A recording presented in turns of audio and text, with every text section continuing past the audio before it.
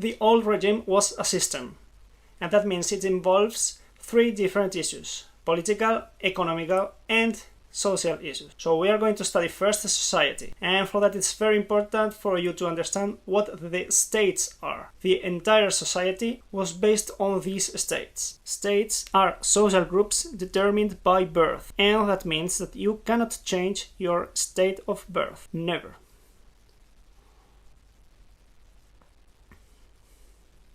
That means if you are born peasant, you will remain peasant or commoner forever. If you are born in a nobility family, you will be nobleman or noblewoman forever. It doesn't matter how much money do you have, if you are rich or poor, it doesn't matter. You are from the nobility and very, very poor, and you are still nobility. Or you are very, very rich, but from third estate, because you are a banker, for example, and you will remain being a third estate person. You cannot change the state. This is one of the main characteristics of the old regime society: lack of mobility. You cannot move from one social group, from one state to another one. Society was divided into 3 states: nobility, clergy, and commoners, or third estate.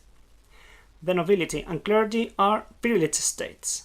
And what does it mean? It means they had advantages. These privileged states, clergy and nobility, had certain advantages. Economic advantages, for example, they didn't have to pay taxes. Only the third estate, the commoners, paid taxes to the king, to the crown, but nobility and clergy, they didn't pay. Or nobility had the right to carry weapons, something completely forbidden for the third estate. Privileged states were judged by different courts of justice, and peasants were judged by other courts of justice, usually a bit harder. The clergy was divided into high and low clergy. High clergy, here we find bishops, archbishops, priors of important monasteries. Usually they were members of the nobility, second sons who didn't inherit the familiar heritage. Low clergy was formed by priests and monks. Usually they were members of the low nobility too. At sometimes people from third estate were allowed into this low clergy.